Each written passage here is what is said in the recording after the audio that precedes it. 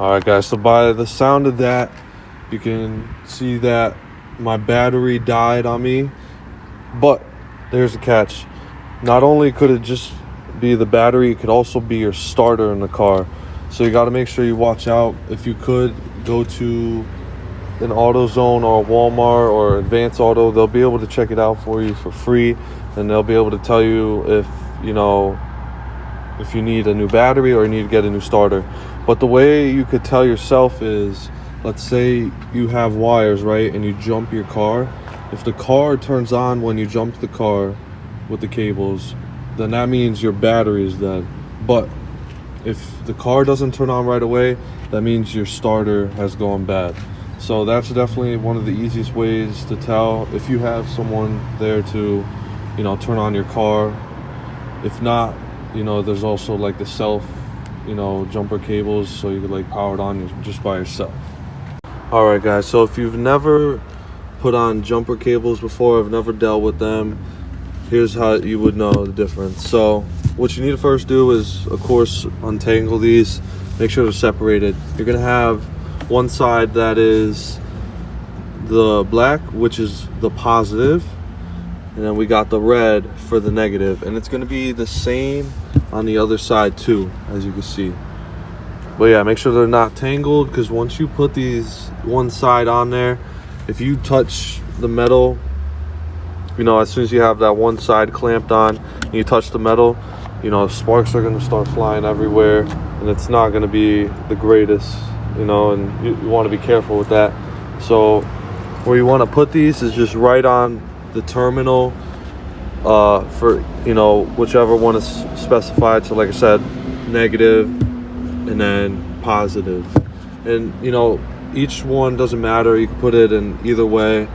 There's no difference. Just put it, positive onto the positive and negative on the negative, and do the same for the other person's car. But yes, once you do that, you want to turn your car on as if you're trying to, start it up. And then, like I said, if it doesn't start up, then that means you have a bad starter. But if it does start up, then you have a bad battery. So definitely you could get that checked out for free at Advance Auto or AutoZone or even Walmart. So as you can see here, guys, I got the new battery in already. I just got it at my local AutoZone.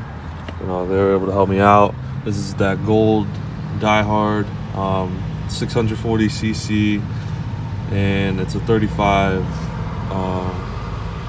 So it's a 35 group size. So basically the way you want to take off the old battery is you want to start off by taking the negative off first and then taking the positive off. You want to do that because you don't want to short out, the whole car system. And, once you take the negative out first, it will turn off the whole car itself. So avoid, hurting the car and hurting yourself. So just take off the negative first and then take off the positive. And then once you do that, and of course you just take them off by these nuts here. Some cars might be different, but you just want to take them off of there where it clamps on, not here. That's how you connect the terminal for that one, terminal to the wire.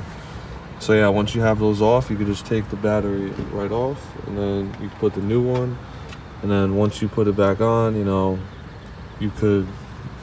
pretty much just do it the same way you did it. So you put the positive on and then the negative, and make sure you tighten those bolts, and then you'll be good.